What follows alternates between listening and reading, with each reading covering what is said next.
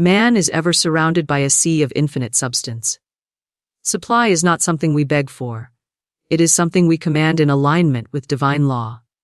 When we attune ourselves with the higher vibration of truth, we realize that poverty, lack, and fear are only shadows, false appearances with no real power. The law of supply is as immutable as the law of gravity, and when understood rightly, it will move mountains and fill storehouses. There is no reality in limitation. All limitation is born of man's inverted thought. When he looks to the external instead of the internal, when he puts his faith in appearances and forgets the source. The outer world is but a reflection of the inner realm. If man would change his conditions, he must first correct his thoughts. He must speak the word that aligns with divine mind, not the word of complaint, fear, or desperation, but the word of authority, peace, and certainty. The substance of the universe responds to the voice of faith. Every word we speak is a decree, every thought is a mold. When we declare, "I now receive my divine supply in perfect ways," we are not asking, we are claiming. We are commanding from the throne of spiritual consciousness, where man stands in dominion. This is not arrogance, this is obedience to the law. For man was never meant to grovel. He was meant to reign, not over others, but over the false conditions of the world. You are not separate from the infinite source. You are a channel. The river of supply flows through you when you cease to block it with fear, doubt, and negative expectation. Most people say, "I must earn a living." But divine law says, you must allow your living. Allowance comes through alignment, and alignment comes through faith, vision, and the spoken word of truth. There is always a way prepared, always a supply waiting for recognition. But to command it, you must be still, listen, and speak with authority. When you say, "I am one with the abundance of God," you shift the energy field around you. The atoms obey, not. The invisible substance takes form, and what was once considered impossible becomes a natural unfolding. You do not need to see the how, you need only to declare the what, and leave the process to infinite intelligence. There is no delay in divine mind. Delay exists only in our own hesitation to believe. The law is instant, the supply is present, and the only work is to accept. You do not have to strive, you must simply know, and in knowing, you call it forth. Every time you affirm prosperity, you are building the invisible mold through which the visible must appear. Speak it, expect it, give thanks for it. The law is always working. The supply is already yours. Command it, and it shall be so. The spoken word is man's most powerful tool for shaping reality. Every word carries vibration, and every vibration becomes a mold into which substance flows. When man speaks with fear, he invites the very condition he dreads. But when he speaks with authority, rooted in spiritual understanding, he commands the invisible forces of supply, healing, harmony, and success to take form. Fearful speech opens the gates to limitation, while words spoken with faith and authority swing wide the doors of divine supply.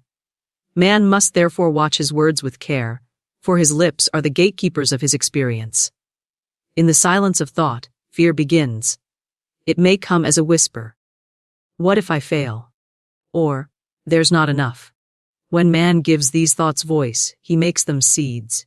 He sows them into the soil of the subconscious, and soon enough, the harvest appears in the outer world as delay, disappointment, lack, or struggle. But he who knows the law will not lend his voice to fear. He knows that to speak fear is to water the weeds, to affirm the false, to give life to illusion.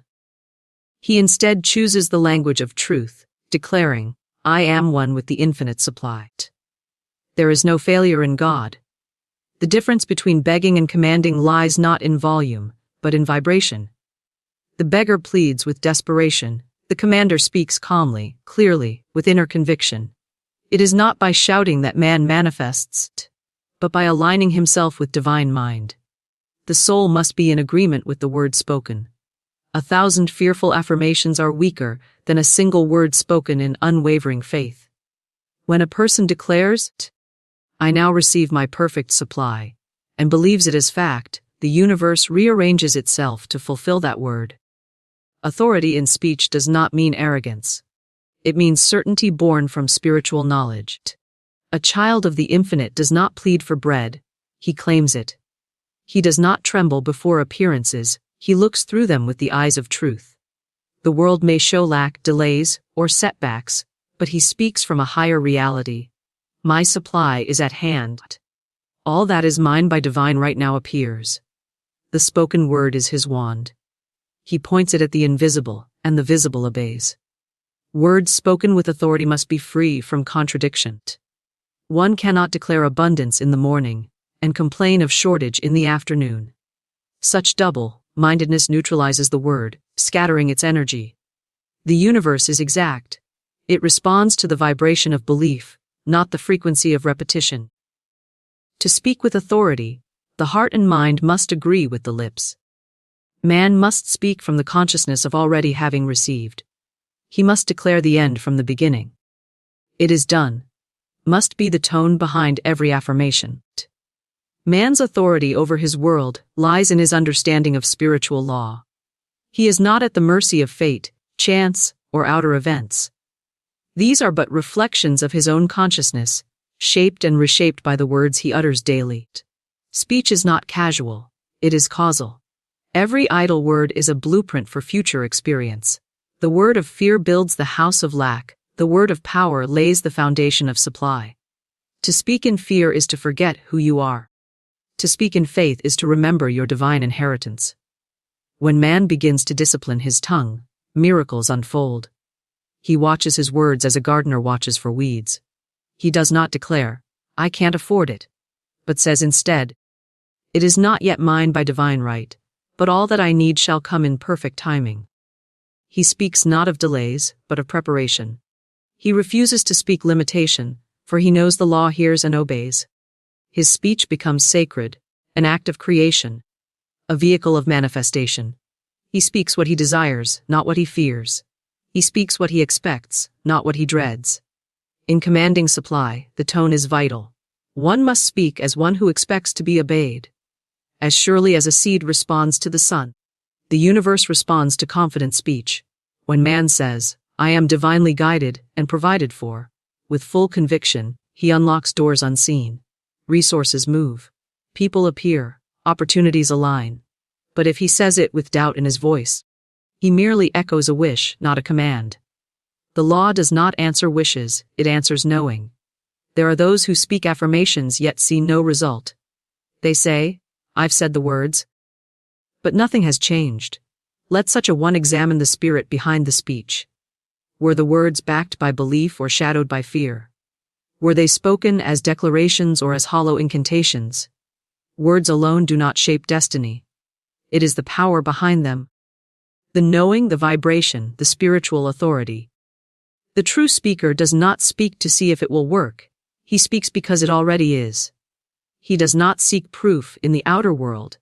He knows the word is already law. To speak with authority is to enter into partnership with the divine. You become the voice of the infinite in your world. You do not repeat words you found in a book. You speak the word that is revealed through spiritual understanding. When the soul is quiet and aligned, the right words rise to the tongue.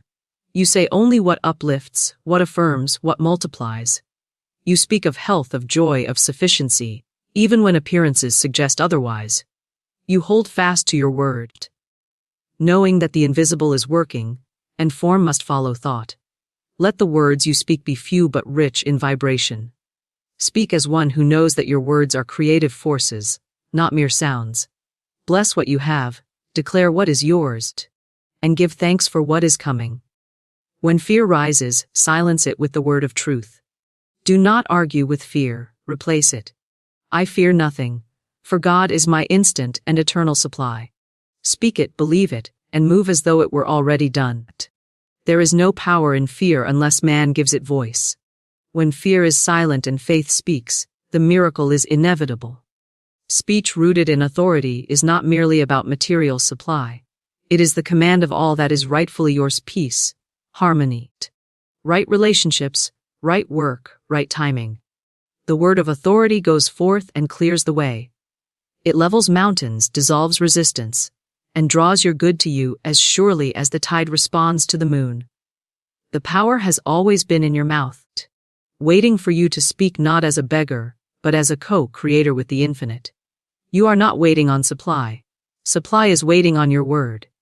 The idea that supply must be earned, chased, or begged for is one of the most limiting beliefs man has inherited from the world of appearances. In truth, divine supply is always present, always available, always complete.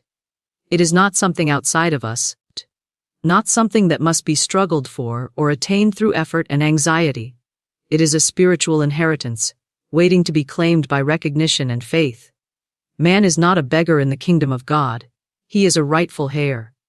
Yet, until he knows this truth and acts upon it, he may continue to experience lack, not because it is real, but because it is believed. To beg is to affirm separation.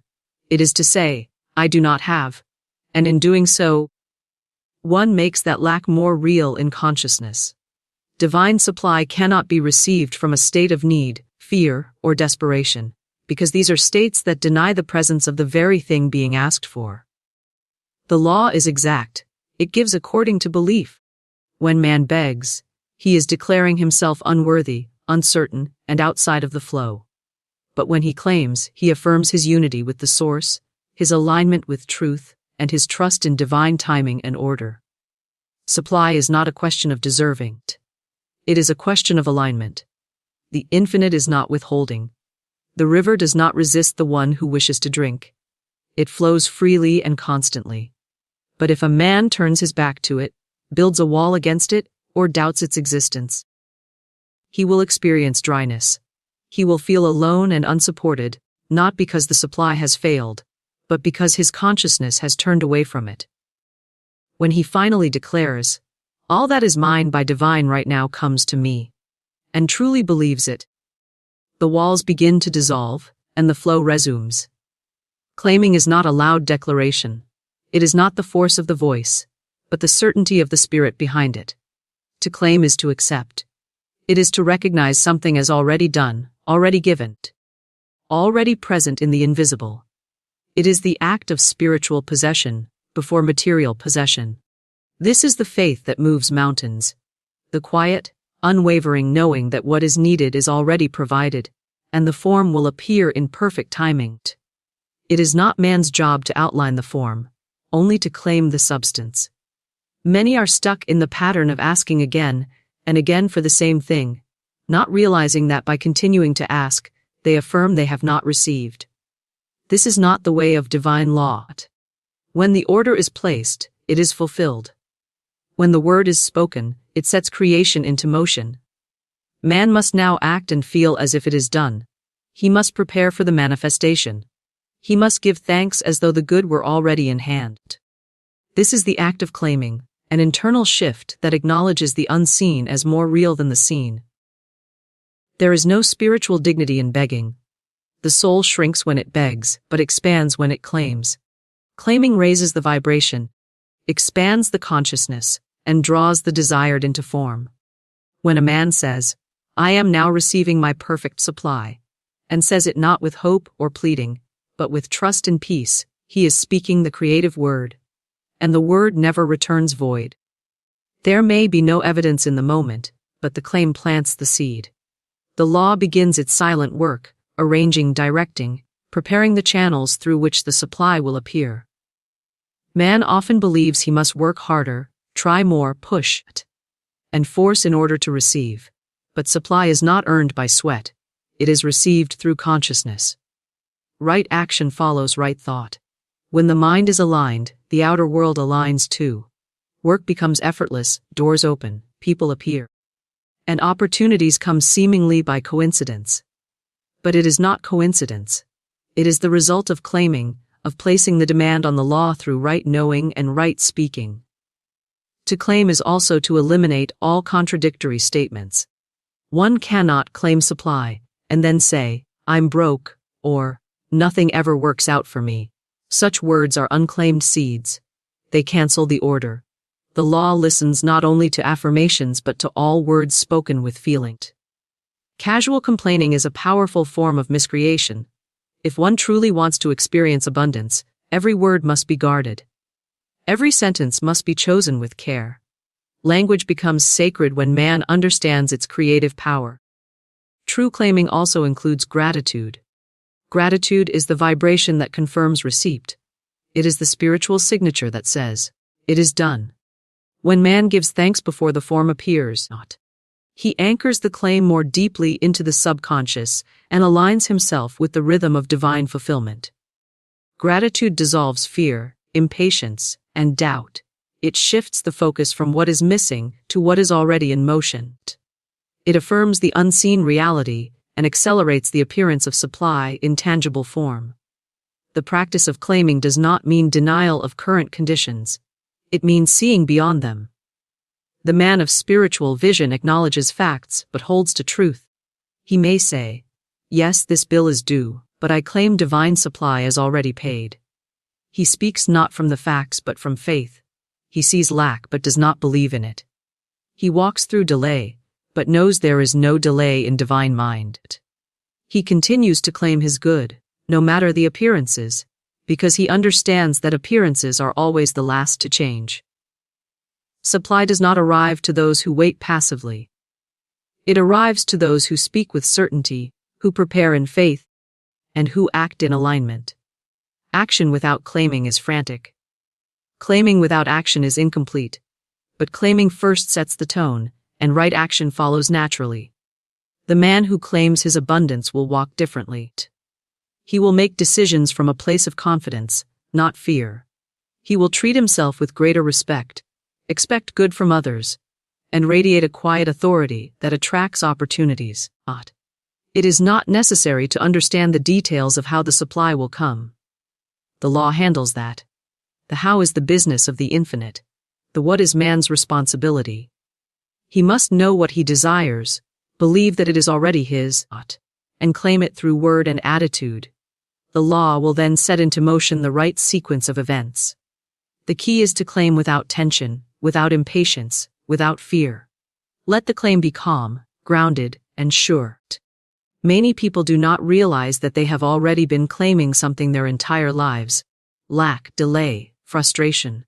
Through their thoughts, their complaints, their beliefs. The universe has been faithfully responding. But now, man may turn the tide by claiming consciously, deliberately, and consistently. He may say, "I no longer accept appearances as truth. I now claim divine supply in full measure." And in doing so, he reverses the current. The tide turns, and the substance of the universe begins to shape itself according to this new command. Faith is the golden key that unlocks the gates of unseen abundance. It is the invisible bridge between man and his divine supply, the connecting cord between human consciousness and infinite intelligence. Faith is not hoping, not wishing, not trying to believe. Faith is knowing. It is the deep, quiet certainty that what is not yet seen is already present in the realm of spirit and is moving swiftly into form. Faith operates beyond appearances. It does not reason with facts, it speaks directly to truth. It ignores the external and anchors itself in the eternal. When man has faith, he aligns his mind with the divine blueprint. He tunes his thoughts to the frequency of abundance, harmony, and provision. Infinite substance surrounds him at every moment, waiting to be formed, shaped, and directed by his consciousness. Faith is the magnet that draws this substance into visible form. Without faith, man remains entangled in appearances, bound by doubt, confined by what the eyes can see and the ears can hear. But with faith, he rises into spiritual dominion, where all things are possible and supply flows freely. Faith is not blind, it is visionary. It sees what others cannot see. It perceives the perfect idea behind every imperfect condition. It does not pretend the problem does not exist. It simply knows that the solution exists at a higher level of awareness. Faith lifts man above the level of worry and shows him the finished picture. It whispers, "This is already done. This has already been provided. Your part is to receive it." As man holds this inner image with conviction, he gives substance to the unseen. He becomes the sculptor of reality, carving the invisible into form through unwavering belief. There is no limit to the supply of the universe, only the limit man places through doubt. When he doubts, he contracts. His energy tightens, his vision narrows, and the channels of supply begin to close. But when he believes, he expands. He opens himself to receive. He creates space for the good to pour in. Infinite substance responds to faith as surely as an echo responds to sound. It rushes to fill the mold created by man's inner conviction. Where faith goes, substance flows. Where belief stands firm, form begins to appear. Faith must be absolute. A half belief yields half results. The universe does not respond to indecision. One must believe fully, wholly, without hesitation. This means silencing the voice of fear, dismissing the chatter of delay, and replacing every mental image of lack with the vision of abundance. Faith is not passive. It is dynamic, active, powerful. It speaks, it declares, it commands. It says, "I now accept my divine supply in perfect ways," and says it with such certainty that the outer world begins to conform. Man cannot serve two masters. He cannot believe in divine abundance and also give power to fear. To hold faith is to release fear. To believe in substance is to stop believing in limitation. One cannot look in both directions at once. When faith takes root, fear dissolves. Fear cannot live where faith is firmly established. They are of opposite vibrations. Faith builds, fear destroys. Faith expands, fear restricts. Faith connects, fear isolates. The more man feeds faith through thought, word, and feeling, the more he steps into the rhythm of supply. Faith brings peace, and peace is the atmosphere in which supply multiplies. An anxious mind blocks flow. A restless heart delays manifestation. But a faithful soul is calm, composed, and receptive. It does not rush the process. It does not question the timing. It does not beg or plead. It trusts, and in that trust, the universe moves swiftly. Doors open. The right people appear. Unexpected channels unfold. Resources that seemed impossible come easily, because faith has cleared the path and removed the barriers of doubt. Every day presents a choice, to believe in appearances or to believe in the unseen reality. Appearances may show lack, but faith says, "This is temporary." Appearances may show delay, but faith says, "It is unfolding perfectly." Appearances may show failure, but faith says, "Something greater is being prepared." Faith does not react, it responds. It does not panic, it proclaims. It does not surrender to circumstances, it rises above them and calls forth the truth. When man lives in faith, he becomes immune to the ups and downs of the world. He becomes grounded in the eternal flow of supply.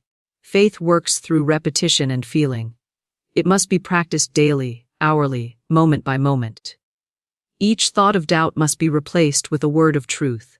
Each fearful image must be cast out and a new image installed. Man must train his mind to remain steadfast, to hold the vision even when nothing seems to support it. This is the work of faith, not to strive, but to stand firm, not to control, but to trust, not to force, but to flow. As man remains in this spiritual posture, he aligns with infinite substance, and his good begins to manifest in unmistakable ways. Faith also requires obedience. When divine guidance comes, it must be followed. Faith is not only believing in the outcome, but also taking the steps revealed along the way. The path may not always make sense, but faith does not require logic. It requires surrender. The soul that is aligned through faith listens carefully, moves when prompted, and acts without fear. These small acts of obedience open the floodgates. They become the bridges between vision and fulfillment. Faith listens, trusts, and moves. And in that movement, supply flows in perfect timing. Faith does not rely on effort, it relies on energy. The right vibration attracts the right form. When man holds a vibration of certainty, love, and gratitude, he becomes a magnetic center. His very being draws to him the things that match his inner state. He does not chase success, it comes to him. He does not struggle for supply, it flows to him. He becomes a spiritual magnet, effortlessly aligned with the abundance of the universe. And all of this is born of faith, a quiet, unshakable knowing that everything needed is already provided in the invisible and is now taking shape in the visible. Faith does not ask if, but declares When it speaks in the language of now, it does not push supply into the future, it pulls it into the present through affirmation and belief. My supply is here, it says. My needs are met. My path is clear. These are not mere words. They are spiritual decrees, backed by the full authority of divine mind. Faith never waits for signs, it creates the signs. It does not require proof, it becomes the proof. It does not consult the outer world. It creates a new world through inner conviction. The more man lives in faith, the more miracles become natural. He ceases to be surprised by answered prayers, divine timing, or perfect solutions. He expects them. He sees them as the natural result of being in alignment with infinite substance. Faith becomes his home, his atmosphere, his mode of living. It is the very air he breathes, the light he walks in, the power he speaks with. And from that inner certainty, his life unfolds as a continual expression of divine supply. Man in his limited vision often believes he must provide everything for himself, He takes on the burden of being the source rather than realizing he is merely the channel through which the infinite flows. This false sense of personal responsibility creates tension, fear, and struggle. But the truth is simple and liberating. Man is not the source of his supply, of his ideas, or of his success. He is the conduit. The source is infinite intelligence, the limitless substance of spirit, ever present and ever ready to express itself through him. When man identifies himself as the source, he limits his capacity. He draws from his own resources, his own intellect, his own strength, and sooner or later he feels depleted, inadequate, overwhelmed. But when he shifts his consciousness and says, I am the channel for divine supply, he opens himself to the abundance of the universe. He is no longer depending upon the small vessel of personal effort, but upon the vast ocean of spiritual provision. The channel does not worry how the river will flow. It remains clear and aligned, allowing the water to move freely and powerfully through it. To be a channel is to remain open, receptive, and available. It is to let go of the need to control, and instead to become a willing vessel. It requires trust, not in oneself alone, but in the higher power that operates through all things. The artist does not generate beauty from his personality, he allows beauty to express through him. The healer does not create energy, he permits divine energy to move through his hands. The writer, the teacher, the leader, each one, when truly inspired, is not drawing from their own finite self, but from the infinite source within. Man must release the pride that says, it all depends on me, and instead embrace the humility that declares, I am guided, supported, and supplied by Spirit. This is not weakness, but strength. The kind of strength that comes from alignment, from knowing one's rightful place in the divine flow. A wire does not light the bulb, it simply carries the current. The moment the wire believes it must generate the power itself, it ceases to function. In the same way, when man tries to carry the burden of provision alone, he short-circuits the flow of supply. As a channel, man must remain clear. He must release resentment, fear, doubt, and negative thought patterns, for these are the blocks that interrupt the flow. He must keep his thoughts in harmony with the truth of abundance. He must stay spiritually attuned, in a state of expectancy, gratitude, and peace. When he is inwardly clear, outward channels appear effortlessly. Supply comes through unexpected avenues. Solutions reveal themselves without strain. The divine current flows unimpeded, and he becomes the receiver, the transmitter, the expression of divine wealth and wisdom. Being a channel means letting go of the how. The how belongs to the infinite. Man's role is to be available, aligned, and willing. He does not outline the road of supply or dictate the method of delivery. He simply holds the consciousness of trust and availability. He says, I am ready. Use me. Flow through me.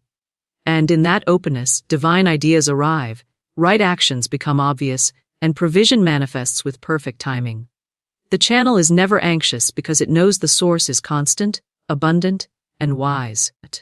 To live as a channel is to understand that nothing is ever truly lost. If one door closes, another will open. If one stream dries up, another begins to flow.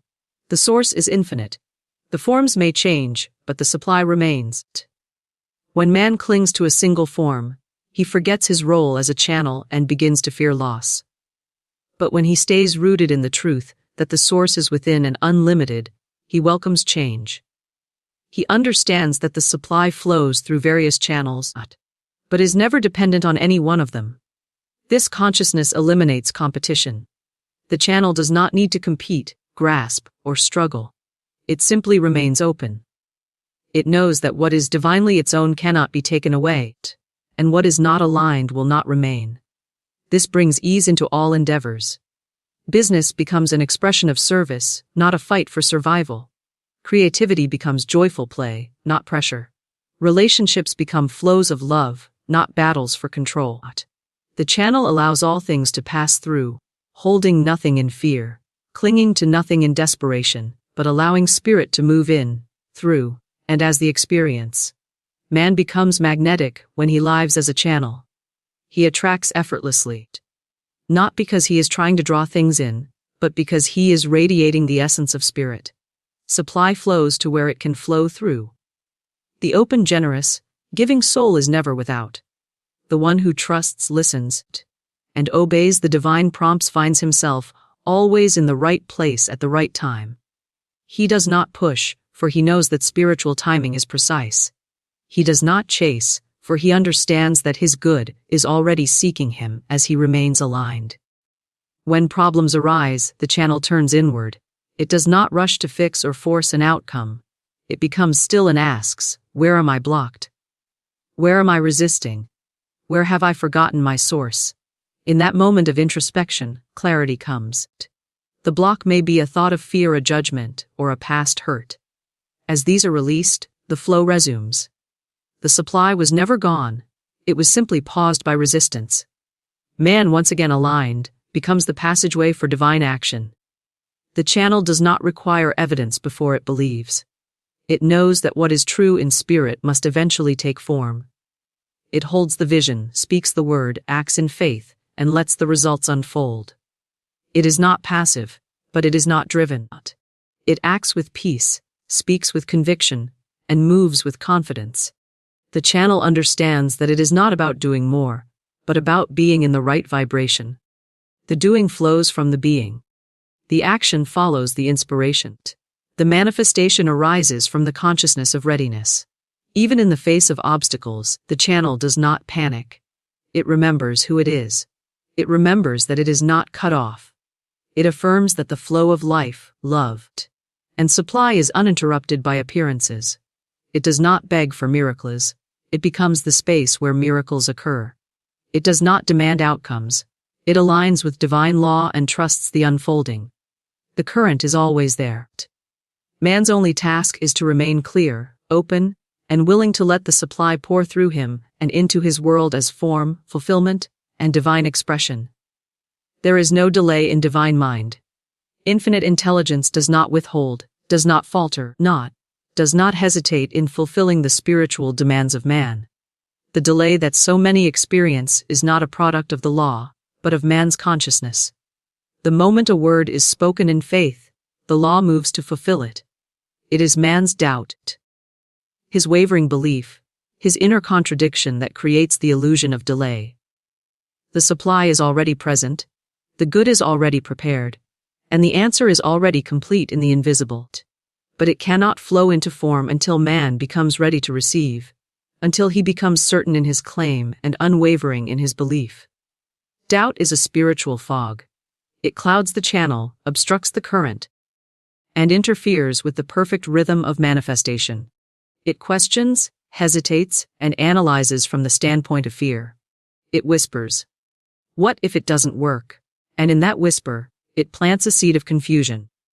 The law responds not only to man's words, but to the vibration behind them.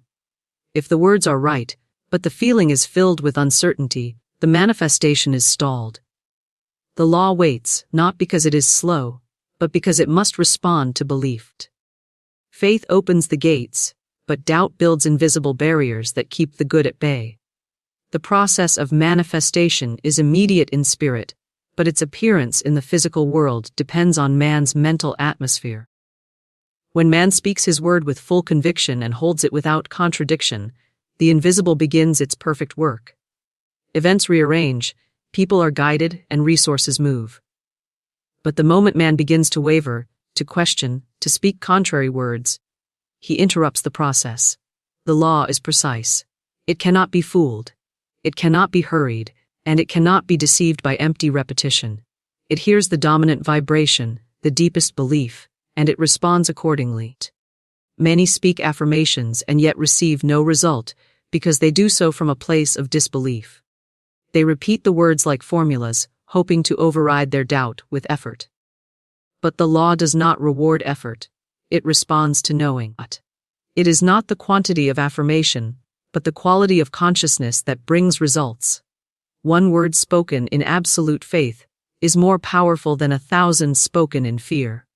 It is not the lips that move the law, but the heart. The inner conviction must match the outer word. When man speaks truth and feels it, the delay vanishes, and the good appears. Man often mistakes divine order for delay. He asks for something and expects it to arrive in the form he imagined, at the time he outlined, through the channel he selected. When it does not appear as expected, he becomes impatient, discouraged, and doubtful. Yet, unknown to him, the law is working, preparing a better way, a higher form, or a more perfect timing. If he holds his faith steady, the manifestation appears, often greater than what was asked for. But if he allows doubt to enter, he blocks the process and declares the outcome void.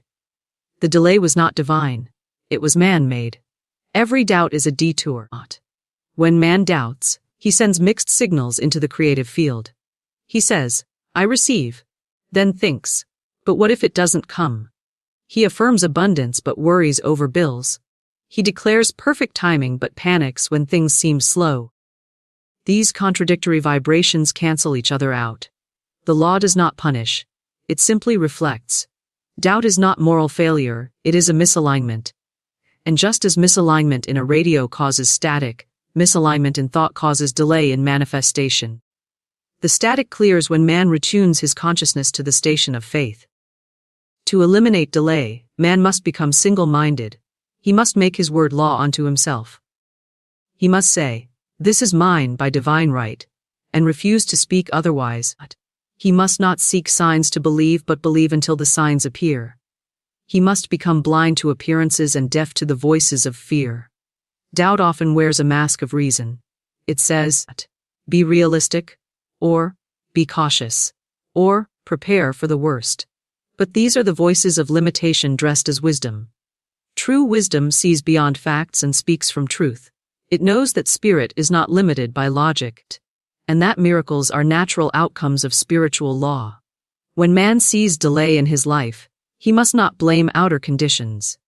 He must look within and ask, "Where have I doubted? Where have I spoken against my good? Where have I allowed fear to rewrite my expectation?" This is not for condemnation but for correction. The moment he sees the error, he can reverse it. He can speak a new word, affirm a higher truth, and restore the flow. The law does not hold grudges. It does not remember past missteps. It responds to the present belief. The shift can be immediate, and the delay can dissolve the moment certainty is restored. Doubt creates emotional turbulence.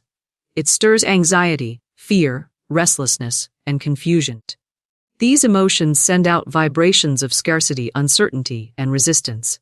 But when man centers himself in faith, peace returns. Peace is the evidence of alignment. It is the atmosphere in which supply naturally unfolds. The man of faith walks in calm expectation. He knows that the law is working, even if he cannot yet see it. He does not check the soil every hour to see if the seed has sprouted. He waters it with gratitude, warms it with belief, and trusts the harvest to appear in due season. To overcome doubt, man must surround himself with truth.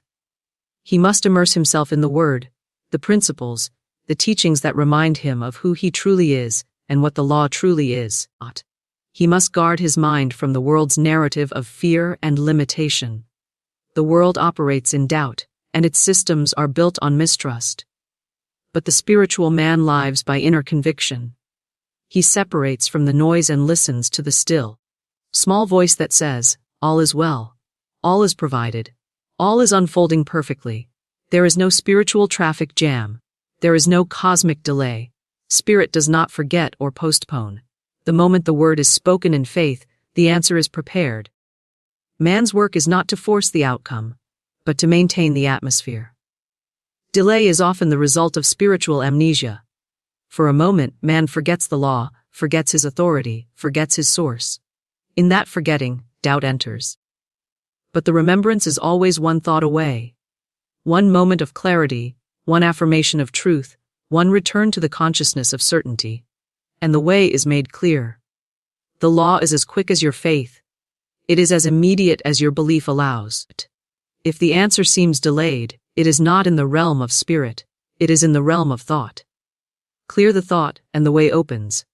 Remove the doubt, and the good rushes in. Man need not beg, plead, or wait in suffering. He need only remember, realign, and reaffirm his good. The speed of manifestation matches the strength of belief. The channel is always open, and the supply is always flowing. Doubt is the only curtain that draws across the window. Faith lifts the curtain, and the light pours in.